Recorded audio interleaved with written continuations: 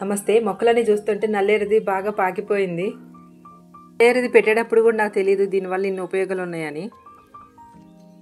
చిన్న కణిపే నాటాను, చాలా బాగా పెరిగిపోయింది. ఎవరి నోటంపుడు తిన్నా ప్రతి ఒక్కళ్ళు కాళ్ళ నొప్పులు అవి అంటుంటారు కదా. ఈ నల్లేరుతో చేసిన వంటలు తింటే కాళ్ళకు సంబంధించినవి అన్నీ తగ్గిపోతాయి అని విన్నాను. జలుబు దగ్గు కూడా తగ్గిపోతుందంట. ఇంకా బద్ధకంగా ఉంటారు కదా, వాళ్ళకు కూడా చాలా ఉపయోగపడుతుందంట ఈ నల్లేరు. సాంబార్ చేసుకునేటప్పుడు కూడా 2 కడుపుల దాకా వాటిని కట్ చేసి వేసుకోవచ్చు సాంబార్లో, ఆ వెజిటేబుల్స్తో పాటు. పచ్చడి చేయటం అయితే మామూలుగానే అన్ని పచ్చడి లాగానే మన పచ్చిమిరకాయ పచ్చడి, టమాటో పచ్చడి చేసుకుంటాం కదా, అంతేను. కాకపోతే ఈ నల్లేరు కట్ చేసేటప్పుడు అవి దురద పుడతాయి అంట. కడుపుల దగ్గర వచ్చే చిన్న చిన్న చెమ్మ లాంటిది రసం తగిలితే, అందుకని ఆ కడుపుల దగ్గర పట్టుకోకుండా విడిగా పట్టుకుని తుంచుకోవాలి వాటిని. ఇది చాలా వరకు తెలిసిన వాళ్ళు ఉపయోగించుకుంటూ ఉంటారు. నేను ఈ పచ్చడి తిన్నాను, చాలా టేస్ట్గా ఉంది. పుదీనా పచ్చడి, కొత్తిమీర పచ్చడి ఉంటుంది కదా, నిలవ పచ్చడి, అంత టేస్ట్గా ఉంది. ఎవరైనా ధైర్యంగా చేసుకుని తినవచ్చు.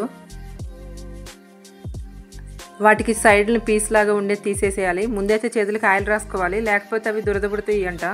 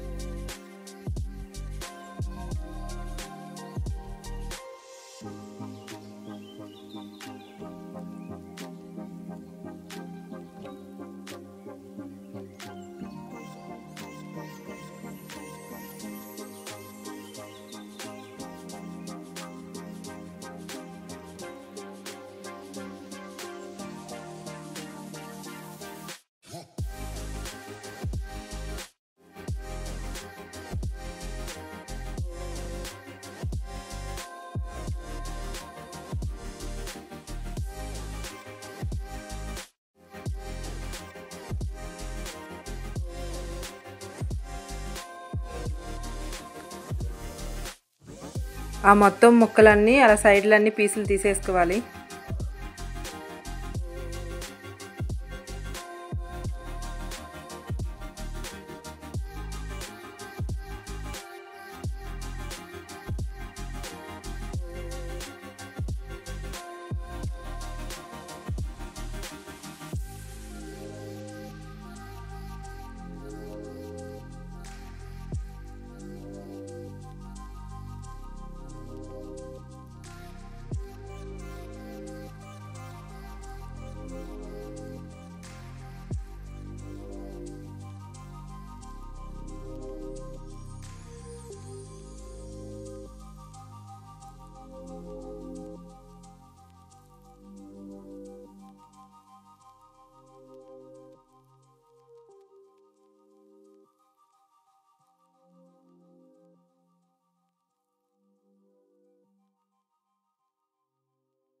ఆయిల్ రాసుకున్నాను కదా, అసలు ఎలా ఉండిద్దో అనుకున్నాను, కానీ నిజంగానే దురద పుడుతున్నాయి.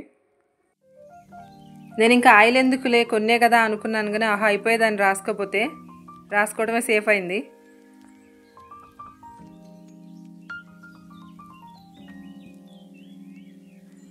మొత్తం తీసేసాము. ఆకులు అయితే ఏం ఉపయోగపడవు.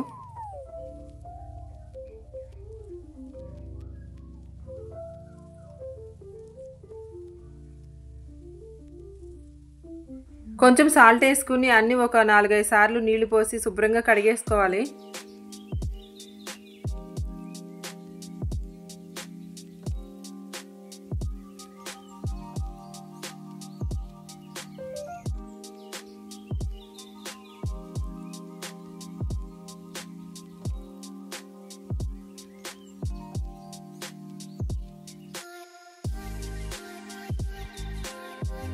ఎండుమిరకాయలు వేయకపోగానే అదే ఆయిల్ ఈ ముక్కలు వేసుకుని వేపుకోవడమే. నల్లేరు కాడలు అంత తొందరగా మగ్గిపోవంట, స్లోగా నిదానంగా ఎగుతాయి. కొంచెం సాల్ట్ వేసుకుంటే తొందరగా ఎగుతాయి.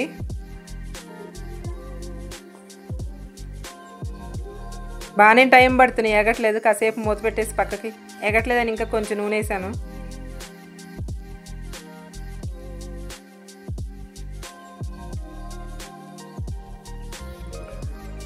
ధనియాలు 1 స్పూను, మినపప్పు 2 స్పూన్లు వేసుకోవాలి. అవి కూడా వేపుకుని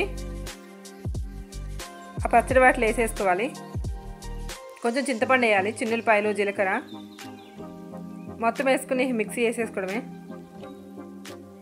ఆ కణుపులు మొత్తం, నల్లేరు కణుపులు మొత్తం పీస్ పీస్గా ఉంటాయి అనుకుంటా. అవి గ్రైండ్ చేసేటప్పుడు కూడా అదిగో పీస్ పీస్గా బాగా తగులుతున్నాయి, నిదానంగా గ్రైండ్ అవుతుంది. ఇట్లా వేసి దంచుకుంటే ఇంకా బాగా అయ్యేదేమో. ఫస్ట్ టైం చేస్తున్నాను, అసలు ఎలా ఉంటుందా ఆ స్మెల్, అసలు ఎలా ఉంటుందా, నల్లేరు ఏమైనా వాసన వచ్చిద్దా, పసర వాసన వచ్చిద్దా, ఎలా ఉండిద్దా అనుకున్నాను. ఆ డౌటే లేదు, అసలు చాలా టేస్ట్గా ఉంది.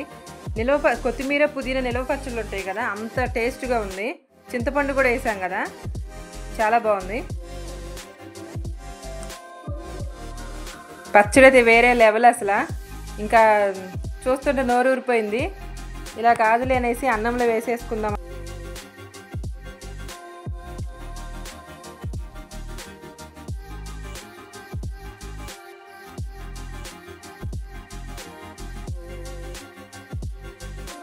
ఇంకా చట్నీ అంతా తీసేసి ఆ బాండీలోనే అన్నం వేసేసుకున్నాను. ఇంకా అసలు ఆగలేకపోయాను. నాకైతే చాలా బాగా నచ్చింది. నాకు తెలిసి ప్రతి ఒక్కళ్ళు మనకు తెలిసిన 5-6 పచ్చళ్ళలోనే ఉండిపోయి అవే చేసుకుని తింటూ ఉంటారు కదా, అలా కాదు, ఇవి కూడా చేసుకోవాలి. అసలు తింటేనే తెలిసిద్ది దీని గురించి. ఏదో ఆరోగ్య ప్రయోజనాలు ఉన్నాయని కాదు, చాలా టేస్ట్గా ఉంది. ఆరోగ్య ప్రయోజనాల సంగతి పక్కన పెడితే, అసలు ఇన్ని రోజుల నుంచి మనం పక్కన ఎప్పుడు చూస్తూనే ఉంటాం, ఎప్పుడు చూసిన పొలాల్లో దొరికే ఇదా ఇంత టేస్ట్గా ఉండిద్దా ఈ పచ్చడి అనుకుంటా. కుండీలో కూడా ఒక కణుపు పాతుకుంటే అసలు అది పీకేసినా కూడా పోదు, మళ్ళీ బతుకుతూనే ఉండిద్ది.